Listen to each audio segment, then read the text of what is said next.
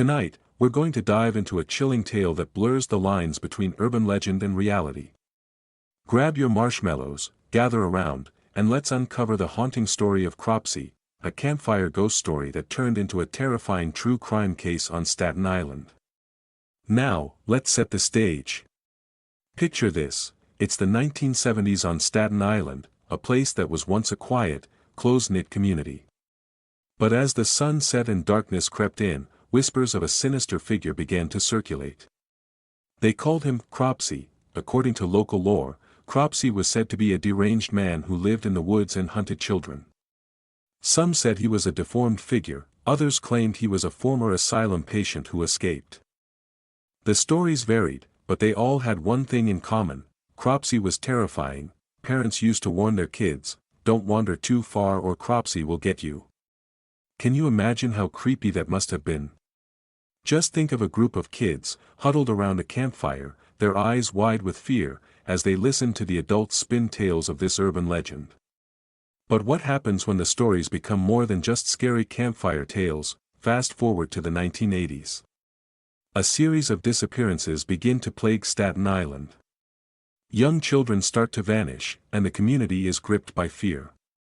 The stories of Cropsey suddenly don't seem so far-fetched anymore. In 1983, a 16-year-old girl named Kimberly Leach disappeared. She was last seen walking to her high school. Her case, along with others, sparked a massive search and investigation.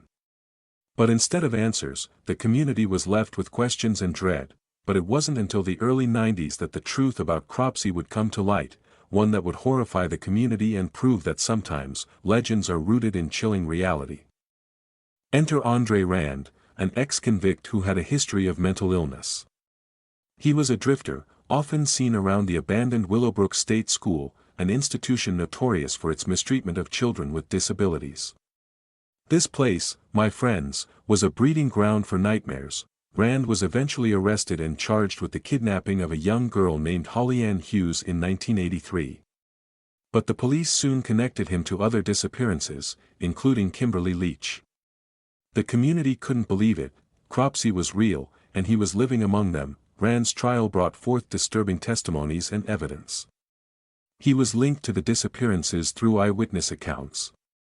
And the chilling realization sank in: this was no longer just a story meant to scare children. Cropsey was a man who had preyed on innocent lives. The trial was a media sensation, capturing the attention of the entire nation. As the details emerged, people were horrified to learn about the extent of Rand's actions. He was found guilty of kidnapping Holly Ann Hughes in 1987 and was sentenced to 25 years to life in prison. But questions still lingered. Was he responsible for the other disappearances?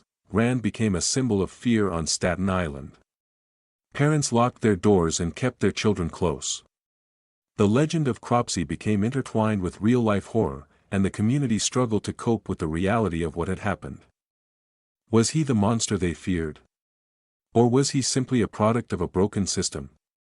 The story of Cropsey transformed from a harmless ghost story into a cautionary tale about the monsters that can exist in real life. Cropsey's legacy doesn't end with Andre Rand.